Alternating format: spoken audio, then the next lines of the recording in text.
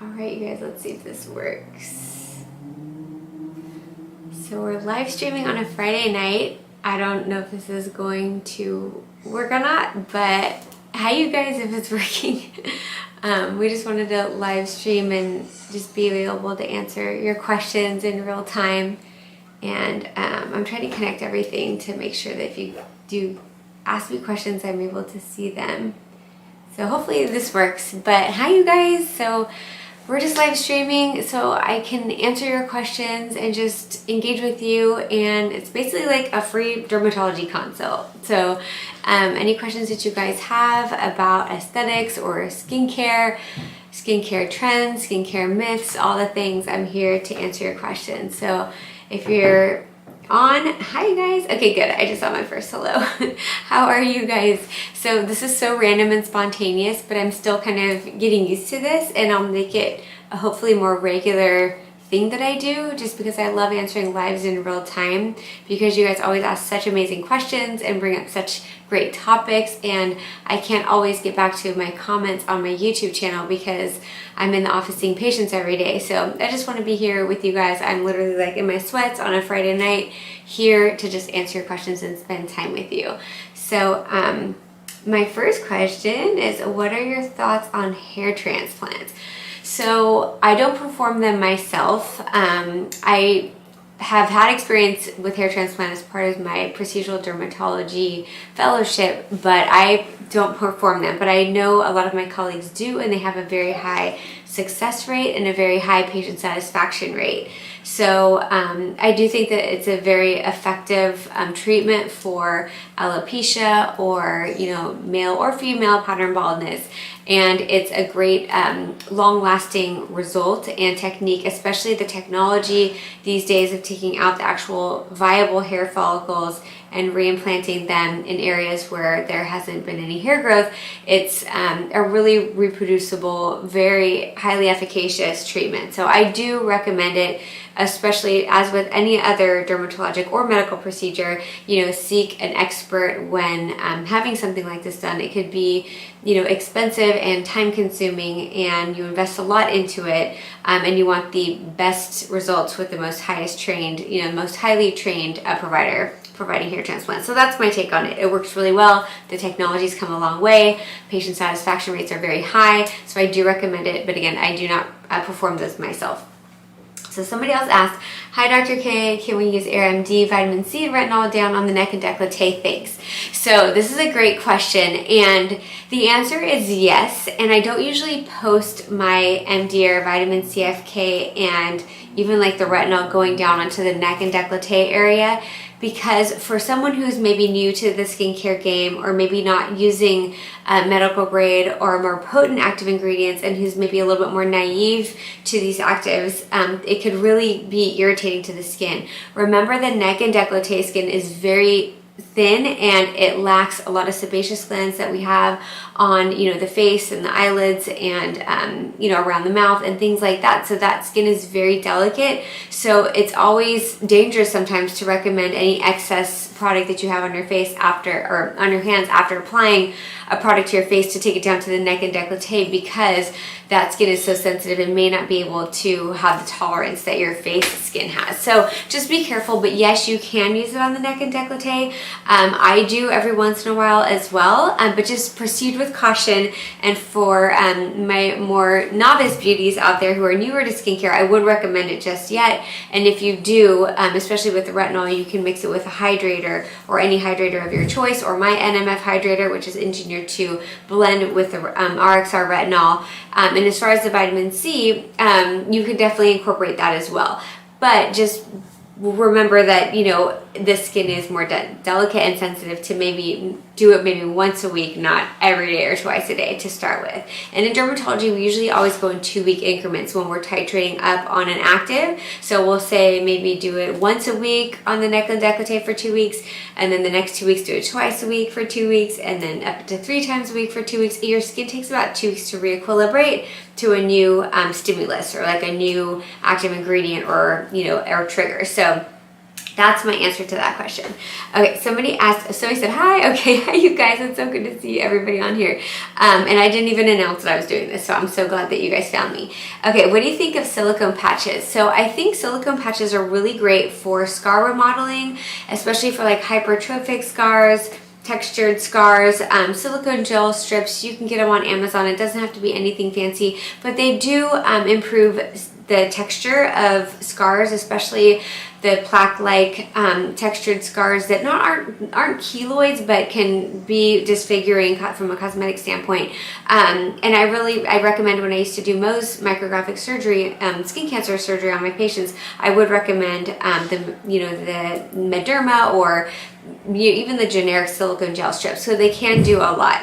Of course, I always like to laser scars. It's a little bit more effective, but silicone gel strips are definitely an adjuvant to laser resurfacing of scars for scar revision and improvement too.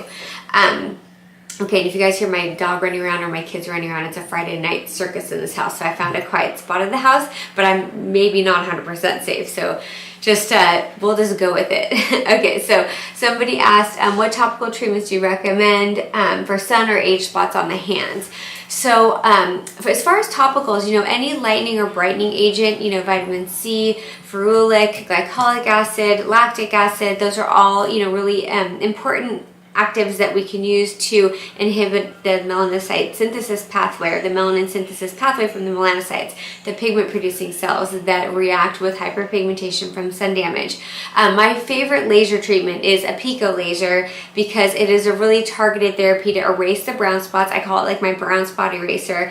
Fraxel is also another great removing brown spots laser, but it's more diffuse. Fraxel is more like make everything better, kind of photoshopping laser, and Pico will target every individual brown spot. So the way I usually treat patients who have sun damage or brown spots on their hands, I'll usually do a Fraxel, and usually that will clear them up. But if not, they have some stubborn brown spots, I'll go ahead and hit those individual brown spots with a Pico laser. And then sometimes just out the gate, I'll combine and do both of them. So it really is a remarkable treatment, and really nothing can really touch the effects of Pico and Fraxel combined for brown spots on the hand. It just is an amazing treatment and synergistically works together to really rejuvenate the hands in an amazing way. But if you wanted to stick with topicals and just at-home treatments, not going into the office and having a medical procedure or a laser procedure, definitely AHAs are the way to go, or brighteners, or you can even use like a hydroquinone as well. Hydroquinones are tricky though, because more is not necessarily better when it comes to hydroquinone. I really like 4% hydroquinone and sometimes mixing with other actives to make it more effective, but it's not like a 12% hydroquinone is better than an 8% or a 6% or 4%. So that's my take on it.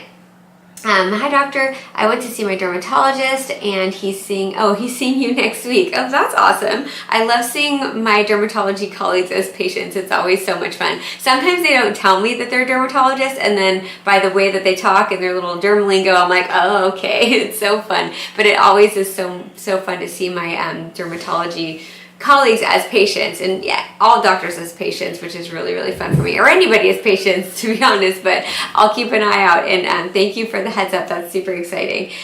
So somebody asked, for under eye hollows, is filler the only option? And no, the answer is absolutely not. So for under eye hollows, we'll take it back a step. Of course, the office procedures that I perform for my patients are non-surgical. I do some surgery as well, but I'm usually a less invasive provider for procedural dermatology. So sometimes when we have under eye hollows, it could be from volume loss, it could be anatomical, you could be born with it, or it could be from separation and thinning out of the fat pads as we get older. And sometimes this can even happen not when you're old. When you're in your 20s or 30s, you can start to see little tear troughs in the eye area. So filler is not the end-all be-all. I do a lot of tear trough filler. I stood on the advisory board when it gained FDA approval, and a teacher for Allergan to instruct other doctors how to safely treat the tear troughs using filler. However, that's not my go-to always in my office seeing my patients. There's tightening devices, there's lasers, there's combination, for example, thermofrax with tightening and laser devices, which can help tighten up the skin, which can help minimize the appearance of fat pads or herniated fat, or the under eye hollows, because sometimes the under eye hollows, the volume loss or the sunken area isn't the the problematic area. It's the fullness of a fat pad that's juxtaposed to skin that looks hollowed because it's next to kind of a raised area, which is a result of the fat pad movement or fat pad herniation. So it's really important to look at like each individual patient's anatomy, their bone structure, the thickness or thinness of their skin, where their infraorbital fat pads are lying, and what treatment works best with what they're looking for, their downtime, their expectations, and so forth. Sometimes simply tightening the skin on top of an under eye hollow can make it look better. Sometimes it's using a little bit of filler to kind of bring up that volume and smooth the eyelid cheek junction, so it's not like what we call hill valley hill. It's a smooth transition, and sometimes that does require fillers. Sometimes it requires different types of fillers injected in different planes, with a cannula, without a cannula. So there's a whole art to it, which makes it very fascinating and rewarding, and that's why I love it so much. I love what I do, and I love practicing cosmetic dermatology because there's so many different ways you can treat and improve an area, and really listening to my patients and seeing what they're interested in, what their outcomes, what their expectation management is all about. And I think it's not always fillers, even though we see filler everywhere. And I do a lot of filler in my office, but I do a lot of other things too, like lasers, tightening devices, other options instead of just filler. Because I think when people it's becoming an epidemic now. My practice is in Newport Beach, California, in Orange County, where people are overfull and so full, and teardrop filler and lips and cheeks and temples, and it just gets so out of control. Yes, I definitely do filler in my office, but it's not my only thing that I do, and I'm very conservative when I do it. So I think that under eye filler is not the only answer to address under eye hollows. And sometimes, sometimes just the darkening under the eyes isn't from volume loss or hollowing or shadows being casted under the eyes. It's more from like pigment or underlying vasculature. In that case, we can use a V-beam. So it really depends, but just for my patients, and I have patients that come in sometimes that are like, I don't want filler, that's not an option. I'm like, okay, let's go over other options. We do have many other options. So it's not the end all be all. And I know somebody probably is going to be asking now, what about PRF or PRP for under the eyes? I know that this is a fad. I know that there's like a lot of, hype out there on social media. But to be honest, you guys know that I come from 20 years of education and fellowship on top of fellowship on top of fellowship. I just couldn't get enough of school when I was younger and going through my residency and fellowship training. So lots of education in the cosmetic and procedural dermatology space. And I will tell you, I've used everything. I've tried everything. I've read every study. I've participated in numerous, too many to count, clinical trials. And PRF and PRP, although they're performed very regularly, that serum and the platelet-rich, plasma and the injectable from a PRP spun-down blood sample, that likes to be intravascular. So although it's thought to be safer, because if you occlude a vessel, it won't hurt you because it's plasma. It's going to go into the vessels and drain out of the eyes anyway. So that's why there's really not any long-lasting results with PRF or PRP under the eyes. Anecdotally and in our clinical trials and in our derm journals and our publications. And so there may be some component of like growth factor that can stimulate collagen, but it's much more efficacious to have a laser or tightening device with radio frequency stimulating fibroblasts to make collagen and elastin that way, not injecting a bunch of PRP to have growth factors. You could put growth factors topically on the skin too, or exosomes, or that's coming later. I'm so excited to announce some new and exciting news coming soon on that pathway, but we're not there yet. So I'll not deviate. I'll stay